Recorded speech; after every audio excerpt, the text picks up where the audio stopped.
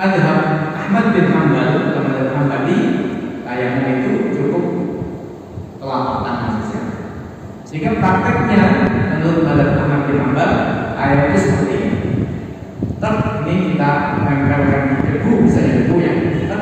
Lalu selesai. Itu saja. Sementara kalau menurut madhab Syafi'i tayamum itu sampai siku. Ini madhab Syafi'i. Jadi menurut madhab Syafi'i prakteknya seperti ini. Satu kali untuk wajah, lalu bersihkan, ambil lagi untuk tangan. Jari telunjuk kiri nempel di jari kelingking kanan, ditarik, lalu seperti ini. Tadi yang belum kena adalah jempol, maka jempolnya bisa, lalu dibalik. Jari kelingking kanan kena jari telunjuk kiri, lalu ditarik. Ini yang belum kena adalah jari jempol kiri, bisa. Selesai. Nah ini menurut madhabnya Imam Syafi'i. Sekali lagi. Assalamualaikum warahmatullahi wabarakatuh. Alhamdulillahirabbil alamin. Wa bihi nasta'inu ala umuri dunya waddin. Wassalatu wassalamu ala asyrafil anbiya'i wa sayyidil mursalin.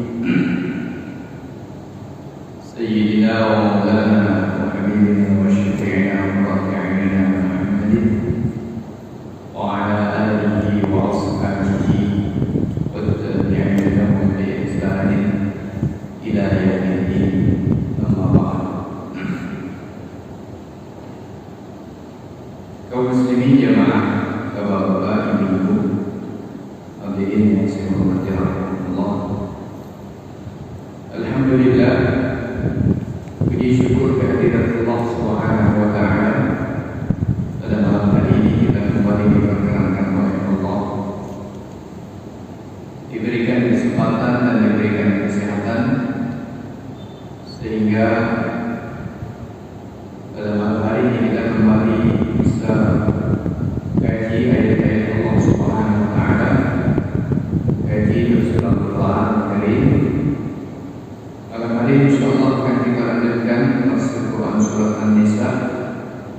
Kita masuk pada ayat yang ke-44, tetapi masih ada sedikit yang belum kita sampaikan berkaitan dengan ayat yang ke-43. Oleh karena itu maka pada malam hari ini sedikit kita akan menyampaikan apa yang belum tersampaikan pada kesempatan pekan yang lalu dari ayat yang ke-43. A'udzu billahi minasy syaithanir rajim. Bismillahirrahmanirrahim. Ya ayyuhalladzina amanu la taqrabus salata wa antum sukara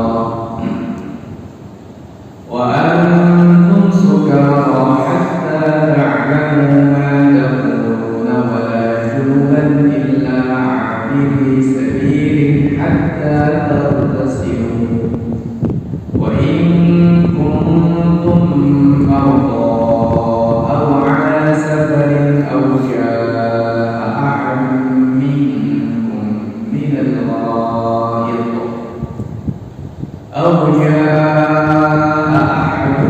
منكم من الغائط أو لامستم النساء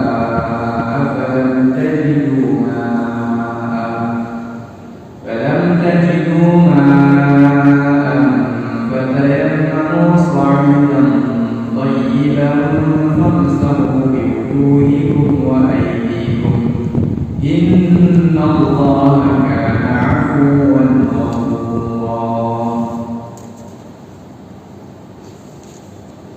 ألم تر إلى الذين أوتوا نصيبا من الكتاب يشترون الضلالة ويريدون أن تضلوا السبيل والله أعلم بأعدائكم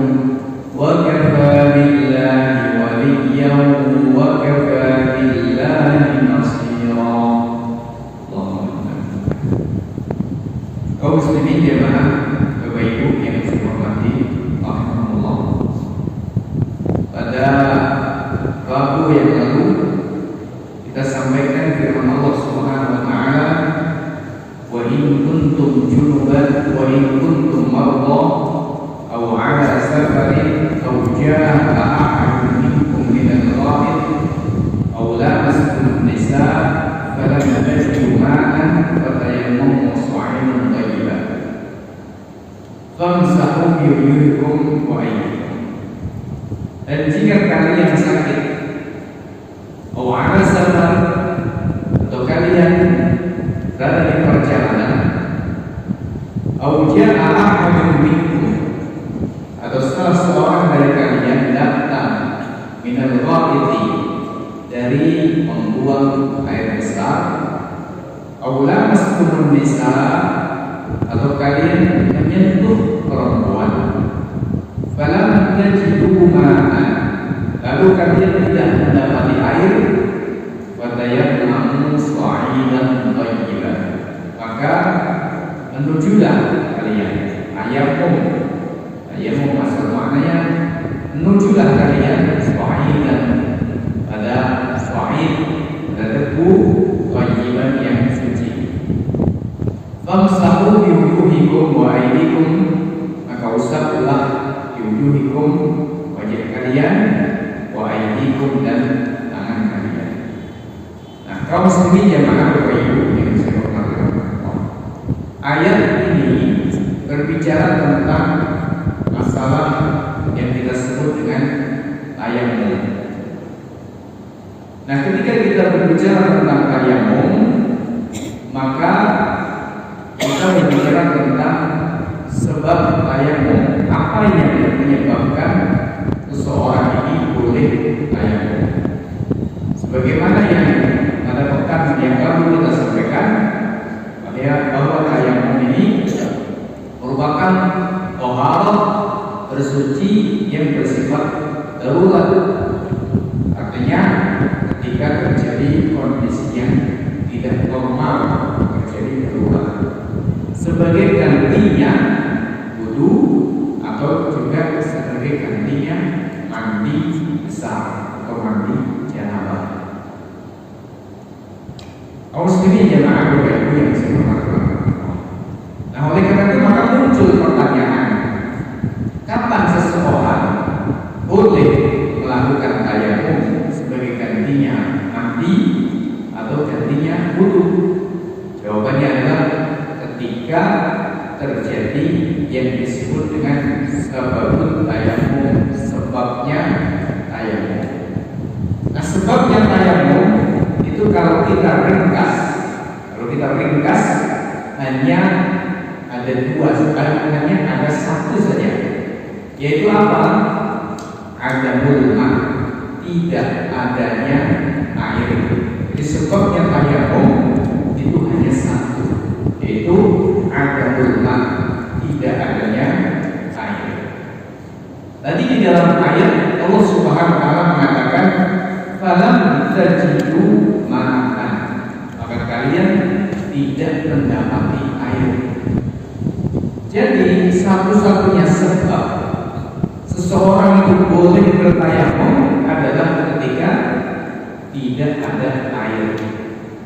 Nah, hanya saja Bapak Ibu yang saya hormati Allah, tidak ada air itu maknanya ada dua makna, ada dua pengertian tidak ada air.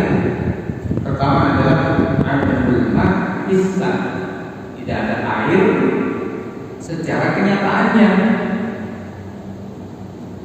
Yang kedua adalah adamul ma' hukman, tidak ada air menurut hukumnya. Kenyataannya ada, tetapi secara hukum syariat dinyatakan tidak ada air. Nah, Al-Quran tadi mengatakan wa in kuntum mardha aw ala safar, jika kalian sakit atau kalian berada di perjalanan. Apa maksudnya? Ayat wa in kuntum mardha aw ala safar, jika kalian sakit atau kalian di perjalanan, ini mengisyaratkan dua kondisi dari tidak adanya air. Tidak ada air secara kenyataan dan tidak ada air secara hukumnya. Ketika Quran mengatakan wa in kuntum mardha, dan jika kalian sakit, artinya apa? Tidak ada air secara hukum. Maksudnya ketika seseorang dalam kondisi sakit yang menurut dokter, bukan menurut dirinya sendiri, tapi menurut dokter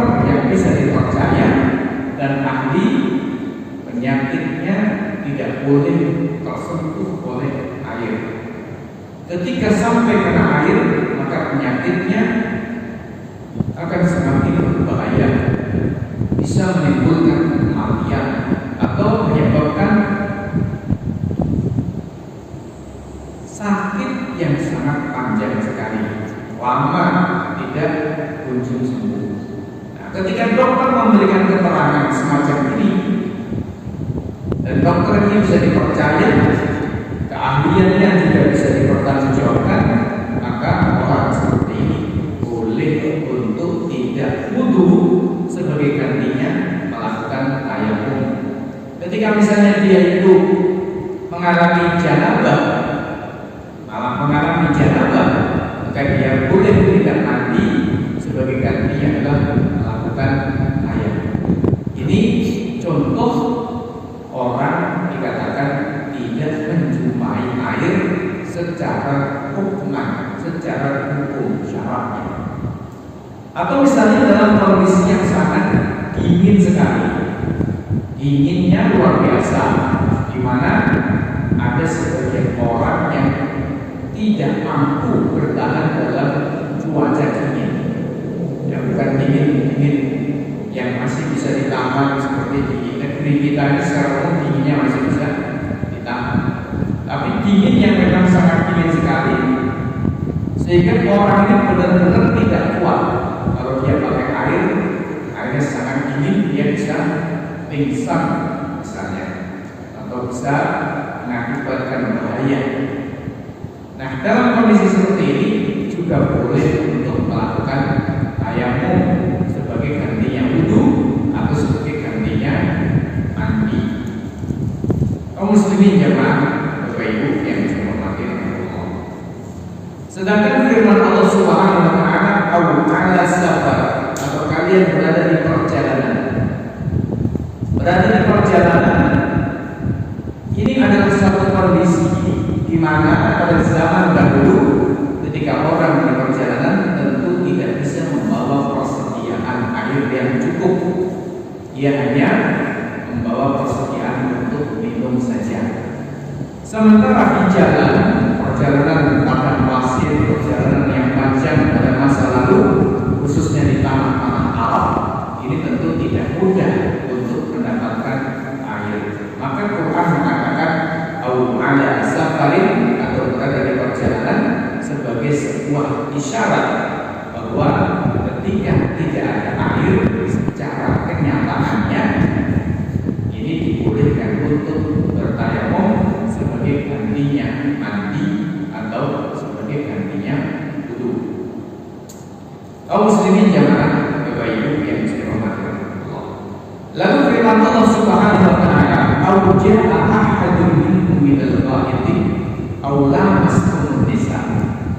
Atau kalian, salah seorang dari kalian datang dari membuang air besar atau menyentuh perempuan. Apa maksud dari ayat ini? Salah seorang dari kalian datang dari membuang air besar atau menyentuh perempuan. Ayat ini berarti berbicara tentang persoalan yang disebut dengan hadas. Hadas ini artinya adalah sesuatu yang diperkirakan ada di dalam diri kita, yang ketika itu dinyatakan atau diperkirakan ada, kita tidak boleh melakukan sholat atau tidak boleh melakukan perkara-perkara yang mengharuskan dalam kondisi suci. Itu namanya hadas. Misalnya begini, Bapak Ibu, selesai, mohon maaf, BAB, membuang air besar.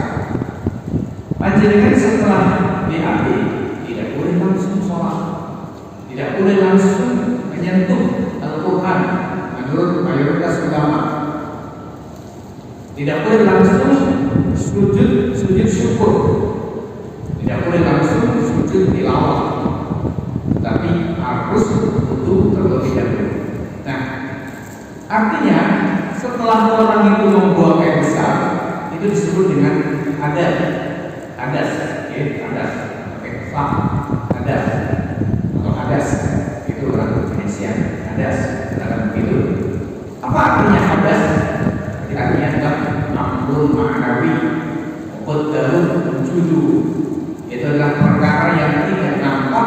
yang diperkirakan adanya di dalam diri seseorang, yang ketika itu dinyatakan ada, seseorang itu tidak boleh melakukan sholat atau yang semacam dengan sholat sebelum dia melakukan wudu.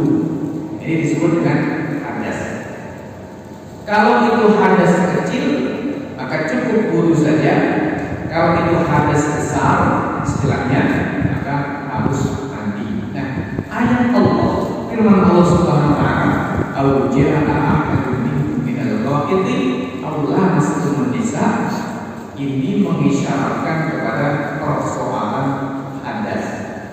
Kalau sebelumnya Quran mengatakan wala junuban illa abiri sabil, dan kalian tidak boleh masuk ke dalam masjid, apalagi sholat, masuk saja tidak boleh.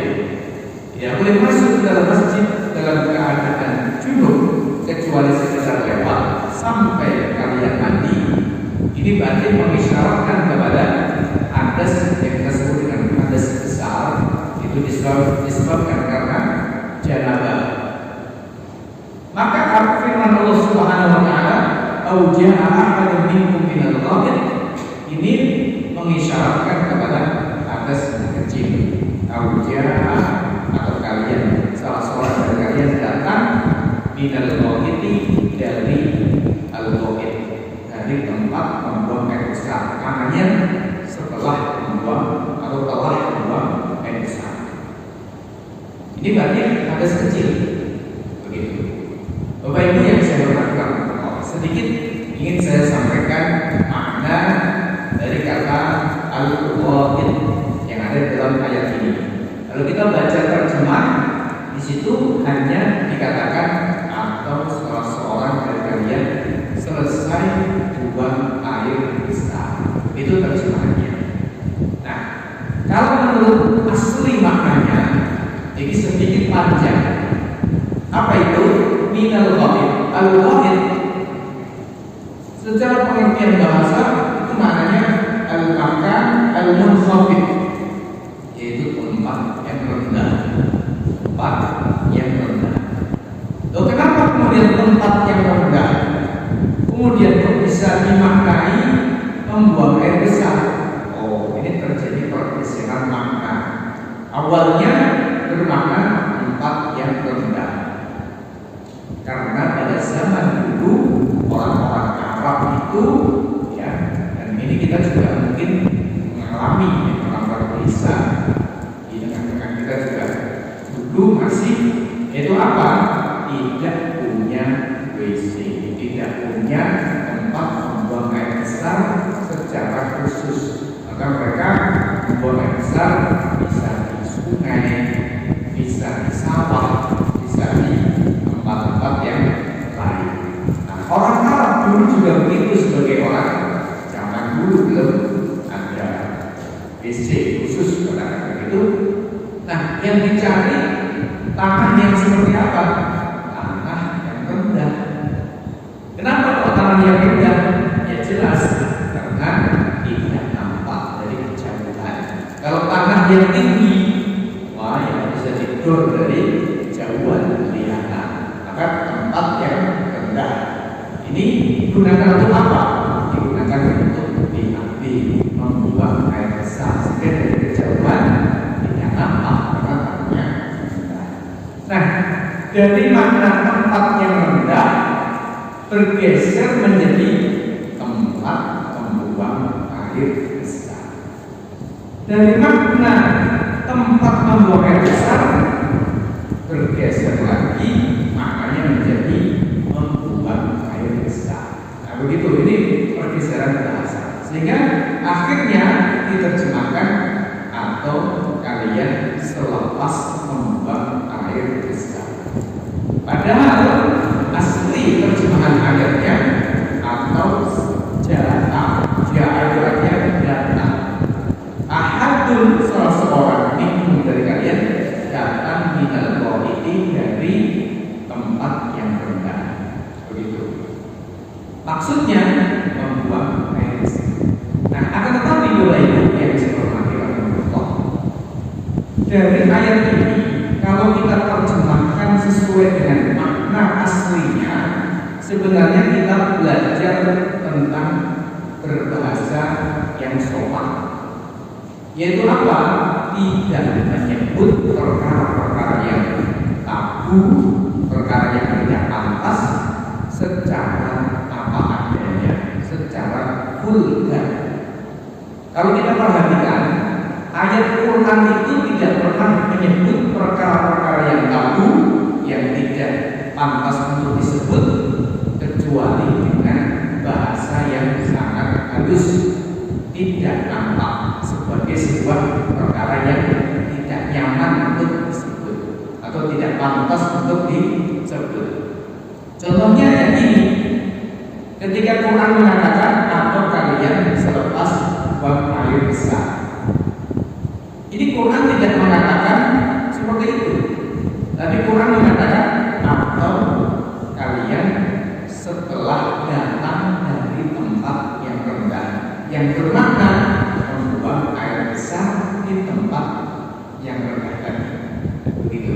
Jadi ini kita mengambil pelajaran bahwa dalam perkara-perkara yang tabu, perkara-perkara yang jijik atau perkara yang tidak pantas untuk disebut-sebut, kita diperintahkan untuk menggunakan bahasa, mungkin bahasa kiasan atau bahasa yang tidak vulgar. Maka ketika kita ditanya dari mana, kita ketika menjawab dengan sopan, kita jawab dari belakang atau dari kamar kecil, atau mohon maaf izin ke belakang, begitu, atau izin ke kamar kecil. Begitu bahasa kita. Bukan kemudian kita izin, mohon maaf, nah, teman-teman lagi pada makan, kemudian izin harus bising, nah seperti misalnya pakai bahasa Jawa. Maka tentu ini tidak pantas sekali. Kalau orang-orang sedang pada makan, kemudian kita mengatakan saya harus bising, nah itu kan tidak pantas. Tapi kalau kita katakan sebentar saya izin ke belakang, maka tidak mengganggu kenyamanan makan, kan begitu. Bapak Ibu yang saya hormati, begitu pula kalau kita perhatikan ayat-ayat Quran yang menjelaskan tentang, mohon maaf, hubungan badan suami istri, hubungan suami istri. Quran tidak pernah menggunakan bahasa vulgar. Nah, misalnya apa? Quran mengatakan begini, bisa hukum harsul lakum waktu harsakum anna syi'tum wa qaddimu li anfusikum. Bisa hukum istri-istri kalian adalah harsul lakum, ibarat sawah ladang kalian. Waktu harsakum, maka silakan datangi sawah ladang kalian. Anna syi'tum, seperti apa kalian menginginkannya. Jadi tidak nampak kalau ini adalah perkara yang, mohon maaf ya, bicara tentang hubungan badan. Jadi ketika mengatakan bisa hukum harsul lakum, istri kalian adalah ladang, sawah ladang kalian, itu dalam benak kita justru yang teringat itu malah sawah, malah ladang. Jadi begitu. Inilah bahasa.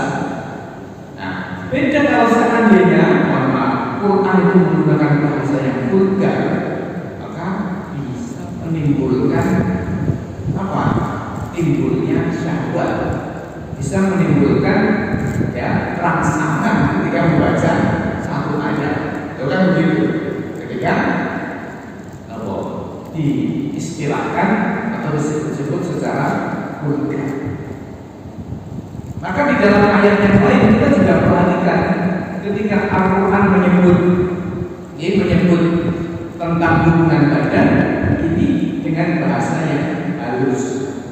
Quran misalnya mengatakan tentang orang yang puasa, "Tsumma atimmus siyama ilal lail wa la tubashiruhunna wa antum a'akifuna fil masajid."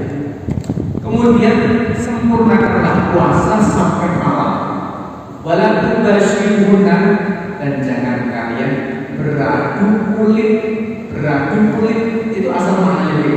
Jangan beradu kulit dengan istri. Maksudnya di sini jangan berhubungan badan. Karena hubungan badan tentu saja terjadi adu kulit gitu. Nah, tapi Quran ini bahasanya jangan beradu kulit. Nah, ini kan bahasa yang sangat halus sekali. Nah, jadi pelajarannya Bapak Ibu yang dihormati Allah, oleh Islam kita diajarkan untuk menggunakan bahasa yang baik ketika menyebut perkara-perkara yang jijik atau perkara yang tabu atau perkara yang tidak pantas, kita baiknya menggunakan bahasa yang halus, yang tidak vulgar. Jadi seperti itu.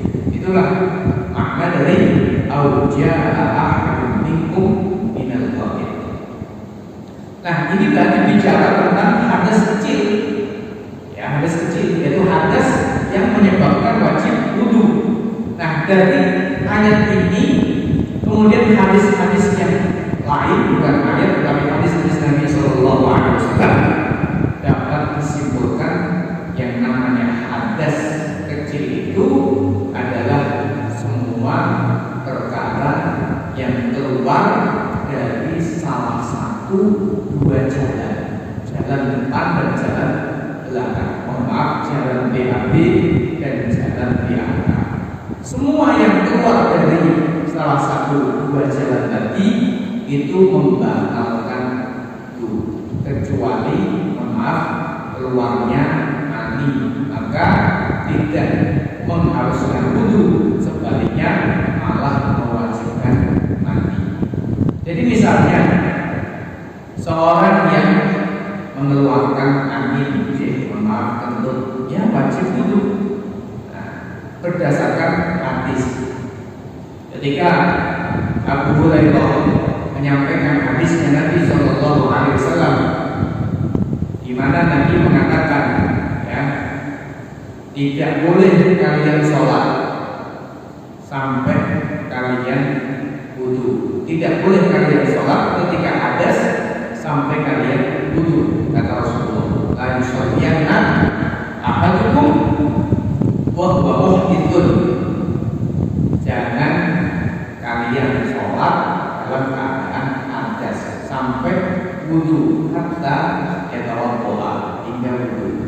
Terus Abu Hurairah ditanya oleh muridnya, oleh tabi'in, oleh santrinya, oleh muridnya, ditanya, "Wa mal hadas ya Abu Hurairah?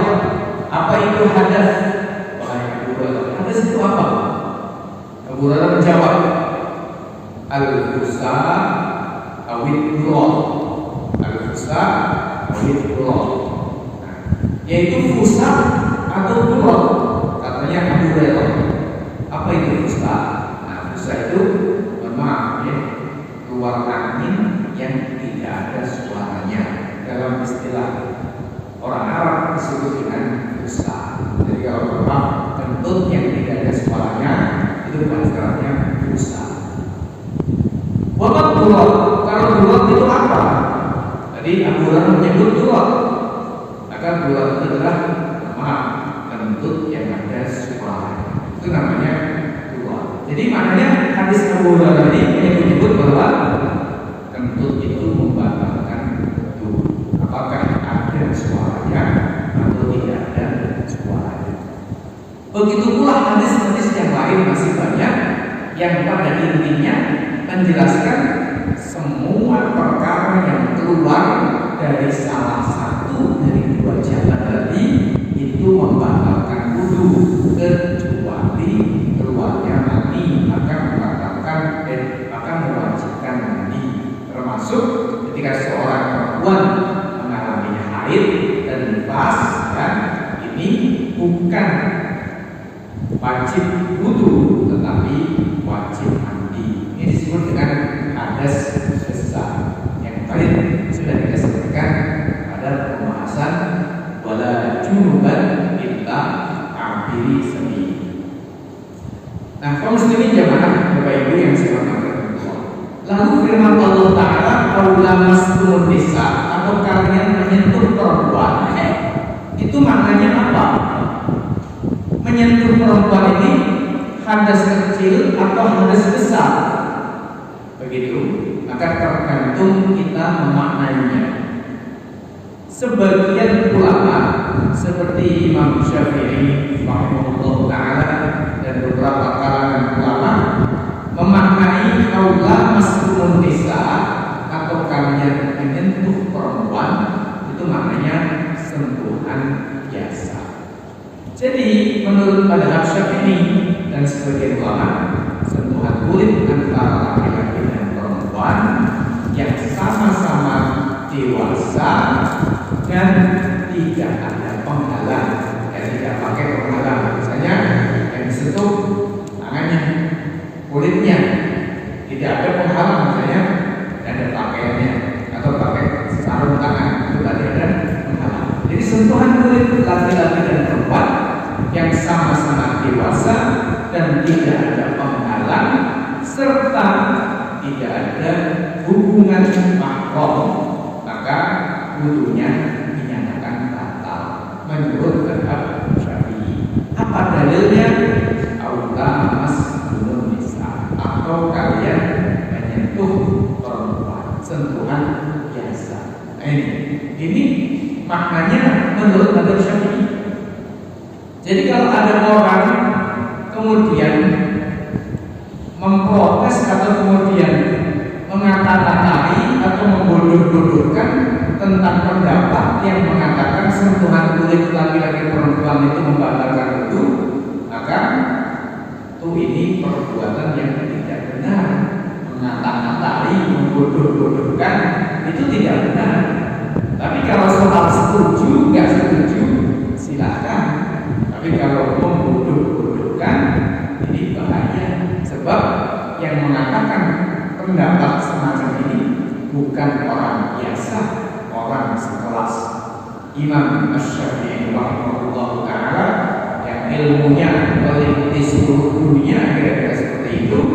Ya bagaimana dikatakan itu orang nggak tahu Quran, nggak tahu Sunnah Nabi Sallallahu Alaihi Wasallam? Tentu tidak mungkin. Sehingga pendapat beliau ini punya alasan-alasan sendiri, punya argumentasi sendiri. Nah, dengan demikian, kalau kita mengikuti madhab ini, madhab Syafi'i ini, atau madhab yang sejalan dengan madhab Syafi'i, sentuhan kulit laki-laki dan perempuan, maka berarti ketika seorang suami dengan istrinya bersentuhan kulit tanpa ada penghalang, ya berarti wudhunya tahu. Karena suami istri itu sama-sama dewasa dan tidak ada hubungan mahram. Jadi istri atau suami itu bukan mahram. Mahram itu orang-orang yang haram kita nikahi untuk selamanya, seperti ibu, ya bapak, kakek, nenek, saudara, saudari, ya saudara perempuan, saudari perempuan, saudara perempuan, saudara laki-laki, dan yang lain. Itu namanya mahram. Ini kalau kita tafsirkan ayat aula masrun nisa, maknanya sentuhan kulit biasa. Maka berarti ini bicara tentang pembatal wudu, yaitu hadas kecil. Tapi kalau kita baca aula masrun nisa, maknanya menyentuh perempuan, ini dalam arti khusus, ya, dalam tanda petik menyentuh, dalam tanda petik, maka berarti ini bukan sentuhan biasa. Ya, maknanya menyentuh itu apa? Berarti maknanya maaf, berhubungan badan. Ada seorang datang kepada Nabi Sallallahu Alaihi Wasallam. Lalu si laki-laki ini mengatakan kepada Nabi, ya Rasulullah, inna ma'ati la taruddu yada lamis. Lamasa dari lamastum, lamasa, lamis. Inna ma'ati la taruddu yada lamis. Sesungguhnya istri tidak menolak tangannya orang yang menyentuh. Apa maknanya? Jelas bukan bermakna istriku tidak mau salaman Nabi dengan orang, bukan. Tapi maknanya istri saya itu, mohon maaf bahasa kita, selingkuh. Begitu. Lantaran tidak mau, tidak menolak yang dalam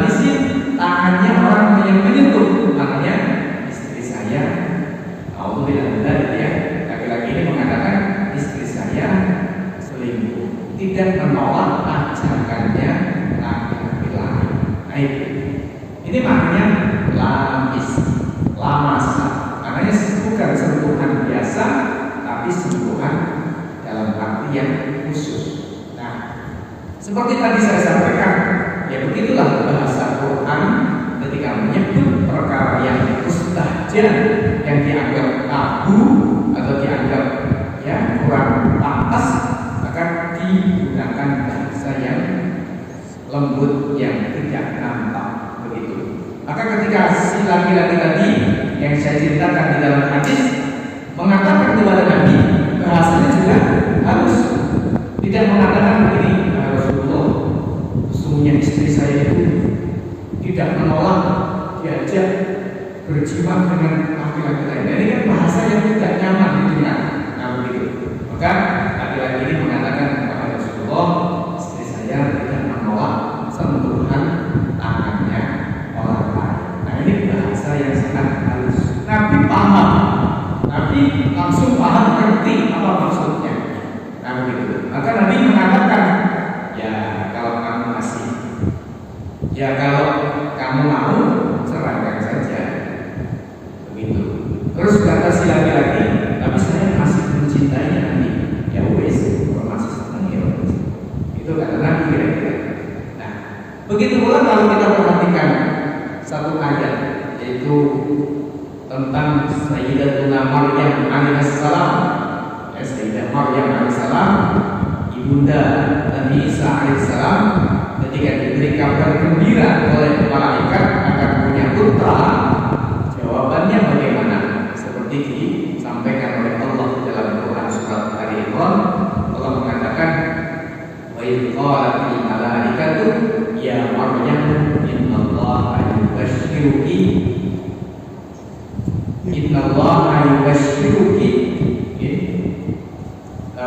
bi bulan. Sesungguhnya Allah memberikan kabar gembira kepada wahai Maryam dengan lahirnya seorang anak.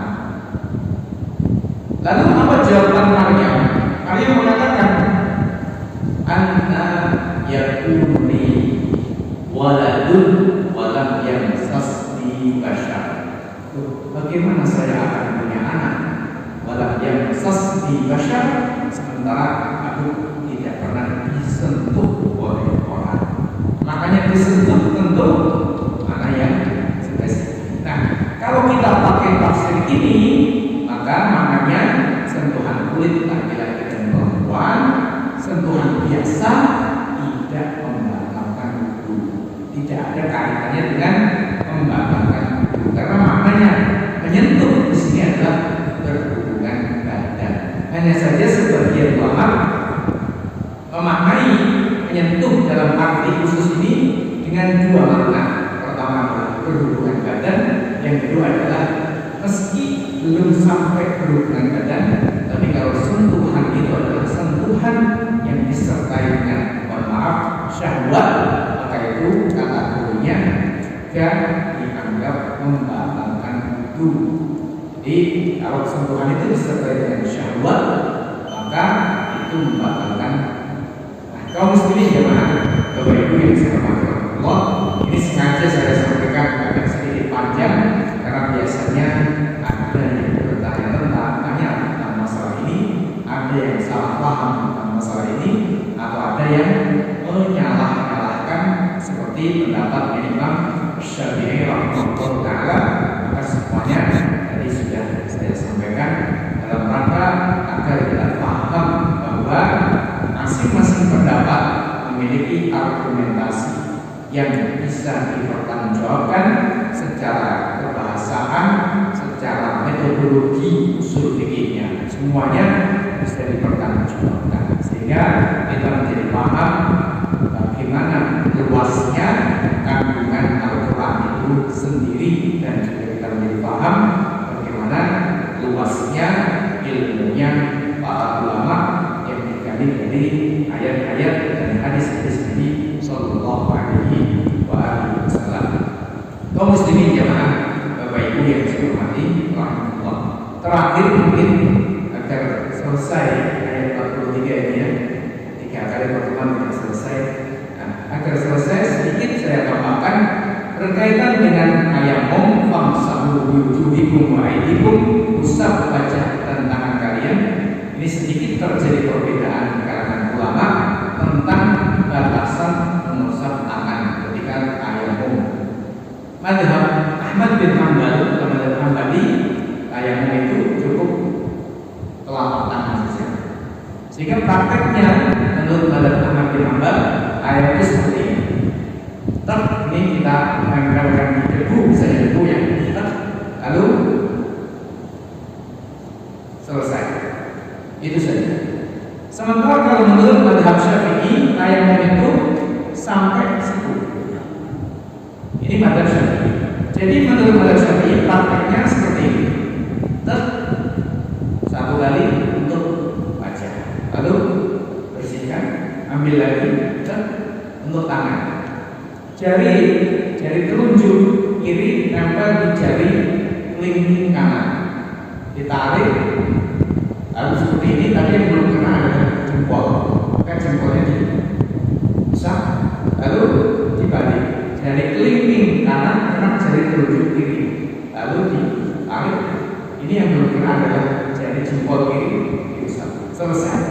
Nah ini menurut mazhabnya Imam Syafi'i. Sekali lagi, karena waktu yang terbatas, saya hanya menyampaikan masing-masing punya dalil dan argumentasinya yang secara metodologi semuanya kokoh, sehingga kita wajib menghormati semua pendapat-pendapat tadi, sehingga kita tidak membodoh-bodohkan atau menyalahkan pendapat yang berbeda dengan apa yang mungkin kita pahami atau dipahami oleh ustaz atau guru kita yang mengajarkan kepada kita. Demikian, karena saya maaf sebesar-besarnya. Kita akhiri semua.